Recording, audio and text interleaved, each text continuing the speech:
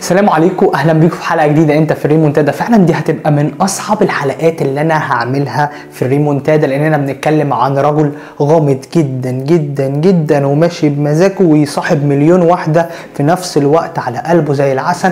اكتر اسئله جات لي كانت عن رجل برج الدلو. النهارده هنتكلم عن رجل برج الدلو في الحب، وكيف تتاكدي ان رجل برج الدلو بيحبك. 4 علامات هي الاقوى، لو عمل واحده او 2 يبقى بيحبك. يلا بينا نبدأ حلقة النهاردة، يلا.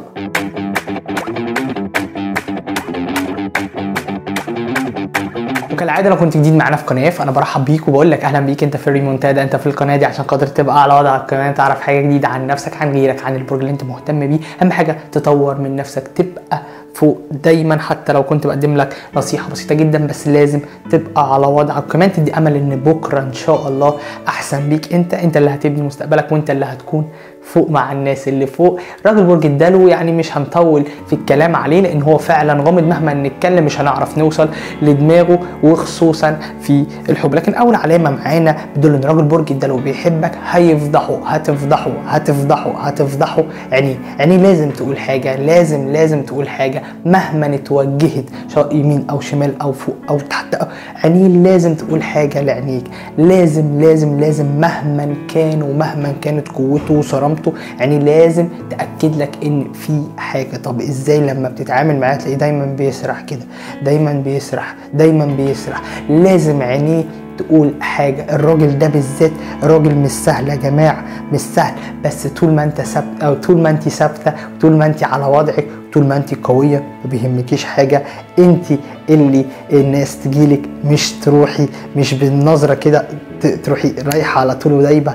طول ما انت ثابته وراكزه وعلى وضعك وشغاله بدماغك، طول ما هو هيقع اكتر، خصوصا لو كنت بتتعاملي معاه. فعليه لازم تقول حاجه ولازم تفضحه. ومن غير ما نكتر كتير نخش في النقطه الثانيه واللي بعد كده، ودي مهمه جدا. هيهتم بتفاصيلك، ودي غريبه. يعني ايه يا عم ريمونتادا؟ يعني هيندلق يا معلم، هيندلق وغريبة عليه. ليه؟ لانه مش الراجل اللي هو يروح بسرعة، مش ده. طب هو يعني تقيل؟ نفترض هو مش تقيل، بس هو بيدعي التقل وذكي جدا في النقطة دي، لان كبرياءه فوق. ليه؟ دايما على وضعه، دايما شايف نفسه ان هو حاجه جميله، دايما مهتم بنفسه، بنظافته الشخصيه، مهتم بلبسه، مهتم. فالنقطه دي بتوديه لحتت بعيده، ان هو عنده كبرياء عظيم جدا. فصعب يندلق، صعب ان يكلم بنت مش هو. فمعنى ان هو يندلق، يهتم بتفاصيلك، يتكلم معاكي كتير، يحب يقف معاكي كتير، يحب يتكلم معاكي في التليفون لو كنتوا اصدقاء، لو كنتم بعيد هيحب يهتم بيكي وهيحب يبص لك كتير.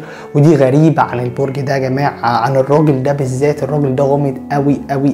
واللي اتعامل مع راجل برج الدلو ويكتب لي تحت في الكومنتات يقول لي كلامي صح ولا غلط. راجل مش سهل، مع انه رومانسي وطيب جدا. رومانسي لما بيحب، لما بقى تعرفش تمسكه من ايده اللي بتوجعه. دايما يعني متعدد العلاقات بسبب اجتماعيته، نفس راجل برج السرطان. بس هما الاثنين لما بييجوا يحبوا خلاص بقى اقفل كل حاجة، يركزوا في البنت اللي معاهم، لان فعلا من اكتر ابراج اخلاصا. مش هنكتر كتير، ولكن النقطة دي مهمة جدا في راجل برج الدلو. النقطة اللي بعد كده هيكلمك عن كل حاجة هو بيحبها وهيحاول يعرفها لك. يعني يا اختي خدي بالك، انا بحب كده، انا راجل كده، انا بغير، انا راجل. هيحب بقى ايه؟ يعرفك كل حاجة علشان خاطر ايه؟ يمهد للارتباط. والله مش عاجبك؟ خلاص عادي، وانت طبعا هتكوني واقعة. ولو مش واقعة يا ستي وثابتة، فهو هيقع اكتر. طول ما انت ثابتة وعلى وضعك ومن جوه بتعرفي تحكمي في مشاعرك، فالبرج ده والراجل ده هيقع فيكي اكتر. فهيحاول ان هو يقولك بقى انا بحب كذا كذا كذا. طب ما قالهاليش بطريقه مباشره، هيقولها لك بطريقه غير مباشره، وهيبقى واضح جدا في الكلام معاكي، مش هيلف ويدور. والله انا بحب ان البنت عامه، او بحب في البنت عامه لبسها ان هو يكون واسع شويه. هو بيلمح ولا ايه، ولا بيلقح كلام. دايما هتقعدي تسالي اسئله كتيره جدا لنفسك. ولا انا بحب البنت اللي هي منغلقه على نفسها شويه، انا بحب البنت التخينه شويه. هتلاقيه دايما بيخش في تفاصيل ويرمي لك كلام، طبعا ده احنا بنسموه يرمي لك كعب، يعني يجر معاكي نعم. لا الراجل غريب جدا جدا، فمعنى ان هو يقول لك كده فهو بيهيئك للارتباط، بيهيئك للي جاي، بيهيئك للي جاي، وبيفهمك ان انا ده نظامي، مش عاجبك خلاص انا سي السيد. هو سي السيد فعلا بس بعقل مش بتحكم.